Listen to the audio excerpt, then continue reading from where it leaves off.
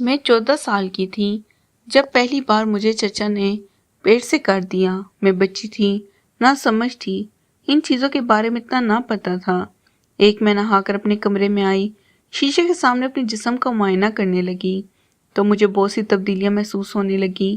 میں کافی موٹی ہو گئی تھی، ایک مکمل عورت لگنے لگی تھی، لیکن میرے پیٹ میں کس کا بچہ تھا اس کا مجھے علم نہ تھا۔ پھر مجھے یاد آیا کہ اس رات میں ابھی تو مجھ سے اٹھا ہی نہیں جا رہا تھا۔ میرا سارا جسم جیسے ٹوٹ رہا تھا، میرے حالات بہت عجیب ہو رہے تھے، مجھ سے چلا تک نہیں جا رہا تھا۔ مجھے سمجھ نہیں آ رہا تھا مجھے سوتے ویسا کیا ہوا کہ میرے حالات اتنے خراب ہو رہے تھے۔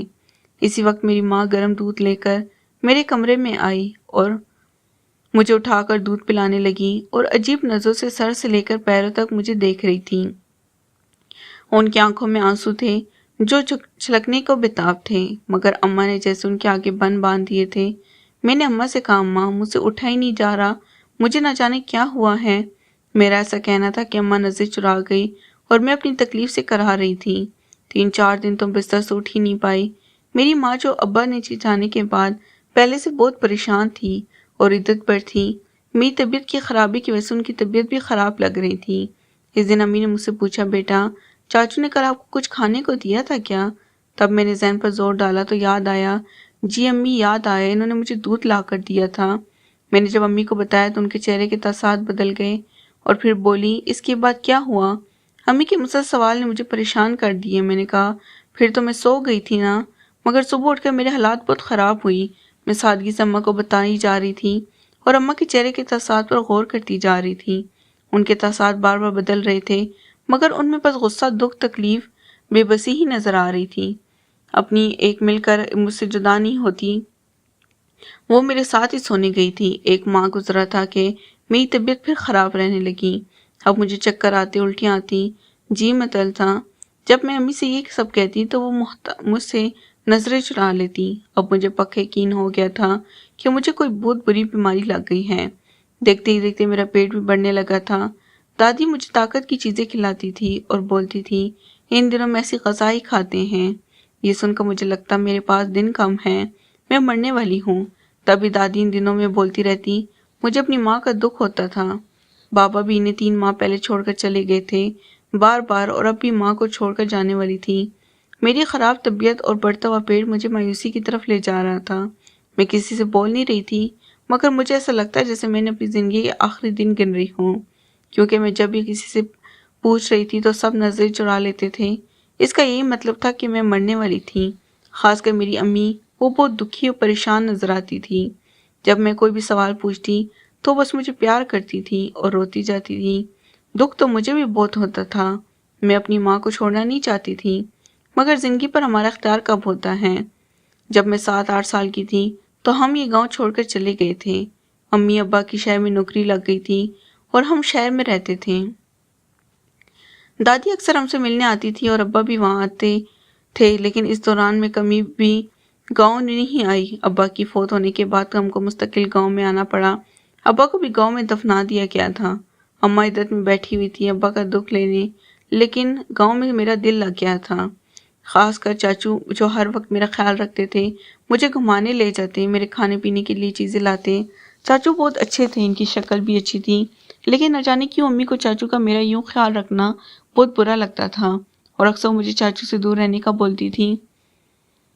لیکن دادی امی کو گھورتی رہتی تھی، امی کو برا لگنا، دادی کی امی کو گھورنا، چاچو کا میرا اتنا خیال رکھنا، یہ سب باتیں مجھے سمجھ نہیں آ رہی تھی کہ کیا چکر ہے۔ اس رات امی میرے کمرے میں تھی، چاچو میرے لیے گرم گرم دودھ لے کر آئے اور انہوں نے مجھے اصرار کر کے دودھ پلایا تھا۔ اس کے بعد مجھے ہوش نہیں رہا، میں سو گئی، لیکن جب صبح اٹھی تو مجھ سے اٹھا ہی نہیں جا رہا تھا۔ میری حالت بہت خراب تھی اور اس کے بعد میری طبیعت سدھرنے لگی، بجائے بگڑتی ہی چلی گئی۔ خاص کر بڑھتے ہوئے پیٹ نے تو مجھے پریشان سے ہی مبتلا کر رکھا تھا۔ اور ایک روز میرے گھر والے مجھے ہاسپٹل لے گئے، وہاں پر میرے خوبصورت سے بیٹے کو جنم دیا۔ میں بہت زیادہ پریشان رہنے لگی تھی، میرے ساتھ کیا ہو رہا ہے؟ دن بدن میرا پیٹ خود سے ہی بڑا ہوتا ہے، جبکہ میں یہ سوچتی تھی کہ میری تو اتنی خوراک بھی ہے، پھر میرا پیٹ کیوں بڑھ رہا ہے؟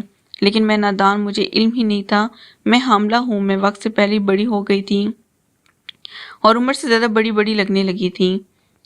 میں اپنے وجود میں بہت سی تبدیلیاں محسوس کر رہی تھی، لیکن میں کسی سے بھی اپنی فیلنگ شیئر نہیں کرنے سے قاصر تھی، کیونکہ مجھ میں اتنی ہمت اور طاقت نہیں کہ میں سب کو اپنی بات سمجھاؤں۔ بس میں نے اپنی ماں کو اپنا درد اور اپنی تکلیف بیان کرنے کی کوشش کی تھی، لیکن میری ماں میری باتیں سن کر بالکل خاموش ہو گئی تھی۔ میں بہت ہی بے بس محسوس کرنے لگی تھی۔ گلی اور باہر اسکول کے بچے میرا مذاق اڑانے لگے تھے۔ سب مجھے بے وجہ موٹی موٹی بول کر مذاق بناتے تھے، لیکن میں خاموشی سے سارے درد، سارے طعنے برداشت کر جاتی۔ میں کسی سے کیا کہتی جب میری ماں ہی میری بات کو اہمیت نہیں دیتی تھی۔ میں جب بھی اپنی ماں سے اس بارے میں بات کرنے کی کوشش کرتی تو وہ میری باتوں کو گول مول کر دیتی، مجھے صحیح سے کسی بھی بات کا جواب نہیں دیتی اور زیادہ تر خاموشی اختیار کر لیتی تھی۔ میں اب حد سے زیادہ پریشان رہنے لگی تھی۔ میرا پیٹ وقت گزرتے گزرتے بڑا ہو گیا تھا۔ میری ماں میرا بہت خیال رکھنے لگی تھی۔ میری عمر صرف ابھی محض 14 سال تھی، اس لیے زیادہ چیزوں کے بارے میں سمجھ بھی نہیں آ رہا تھا، لیکن میں خود بھی غیر معمولی تبدیلی محسوس کر چکی تھی، لیکن کسی سے اس بارے میں بات نہیں کرنا چاہتی تھی۔ چند ایک روز مزید گزرے اور میرے پیٹ میں یکدم بہت برا درد اٹھا۔ مجھے میرے گھر والے ہاسپٹل لے کر بھاگے اور مجھے فوراً آپریشن تھیٹر میں پہنچا دیا گیا۔ میں نے ایک بہت خوبصورت سے بیٹے کو جنم دیا تھا۔ مجھے بھی ہوش نہیں آیا تھا، اس لیے میں اس کا چہرہ دیکھنے سے قاصر تھی، لیکن کچھ دیر بعد جیسے ہی ہوش آیا، سب میرے ہاسپٹل کے کمرے میں بیٹھے خوشی گپوں میں مصروف تھے۔ سب اپنی اپنی دنیا میں مصروف تھے۔ میں نے دھندلی دھندلی آنکھوں سے اپنی ماں کی جانب دیکھا جو ایک بچے کو اپنی گود میں اٹھائے بہت لاڈ کر رہی تھی۔ مجھے سمجھ نہیں آتی یہ بچہ کس کا ہے۔ میری ماں کو بچوں سے کوئی دلچسپی نہیں تھی، وہ بچوں کو دور سے ہی خود کے پاس سے بھاگا دکھا دیتی، لیکن یہاں وہ کسی کا بچہ گود میں تھامے اتنی زیادہ لاڈ پیار جتا رہی تھی۔ وہاں تقریباً میرا پورا خاندان ہی موجود تھا جو بالکل خود میں مگن تھے۔ سب کے سب بچے کو بے حد پیار کر رہے تھے۔ مجھے ایک دم جلن سی محسوس ہوئی۔ بیمار تھی میں، لیکن مجھے کوئی نہیں دیکھ رہا تھا۔ اگر آپ کو ویڈیو اچھی لگی تو پلیز چینل کو لازمی سبسکرائب کریں۔ شکریہ۔